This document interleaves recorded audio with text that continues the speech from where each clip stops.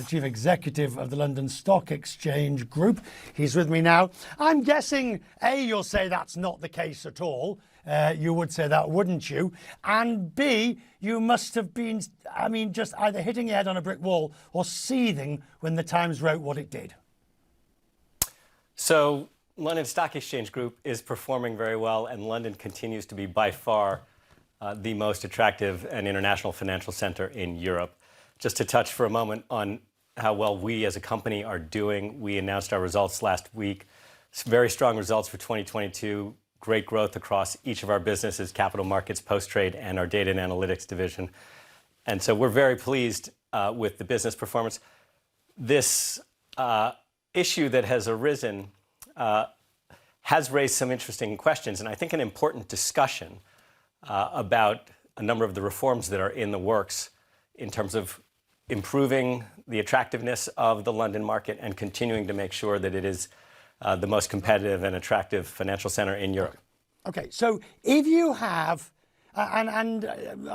yes, it's the largest by a long measure, but it's not the depth and breadth and size of the US market, and it doesn't enjoy the benefits of the single market, at least not at the moment, from within the EU.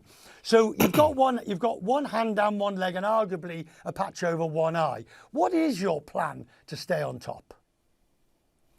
So there are a number of reforms in the works in terms of continuing to make this market as attractive as possible. In the past year, a shift in terms of allowing lower free float requirements, dual class share structures.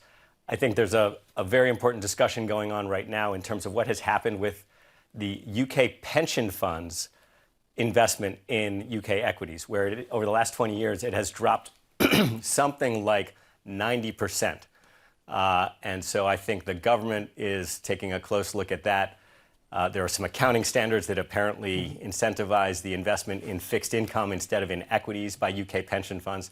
So we have sort of a bizarre circumstance now where you have more investment in a bunch of UK companies by Canadian pension funds than by UK pension funds. So that will change, but there are a number of other aspects that are continuing to make this market very, very attractive. I would just say, there's a lot of noise about this particular issue right now, but what is lost in that noise is there are many aspects of listing in London that are much more attractive than listing in the US. The higher level of litigation in the US is very painful for a number of companies there. I think the quarterly reporting more painful for companies in the US. So this issue, there's a much more balanced way to take a look at it. Last year was the strongest year for IPOs in this market in many, many years. So a little bit of recent noise, but this continues to be a very attractive market. And if we look at this shift of the LSEG into analytics, into data management, you and I both know you can pretty much trade the stock anywhere, and arguably the trading aspect is the least growth part of the business or the listing business, but the analytics is the growth area. Well, first of all, I would just say the stock exchange, London Stock Exchange, continues to be a very attractive business for us. Very high margins. The listings, the IPO market opens, it closes, so that will go up and down a little bit with the markets. But it's a relatively small percentage of our overall business. And we do have a very robust business in a number of other areas. Just within trading, we do fixed income trading and FX trading, both of which are doing great. To your point, we are also one of the world's leading providers of data and analytics. And that business is growing very well. It's also a subscription style business, so very persistent revenues with great transparency. And we can see that growth really almost a year ahead.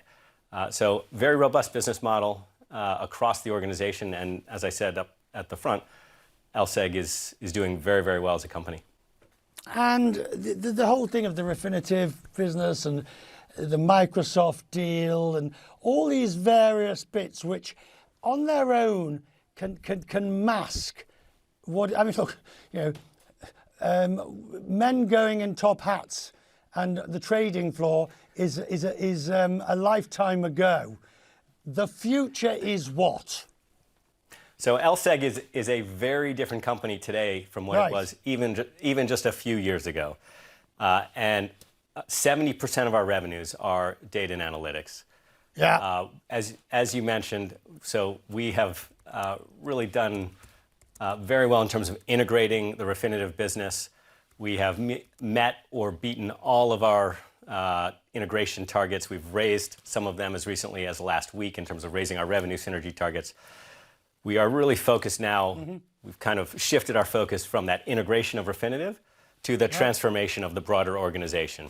And we announced this partnership with Microsoft in December. Sure. That is going very, very well. We've got our teams of people working closely together to build some great new products that are really going to change how financial market participants interact with each other.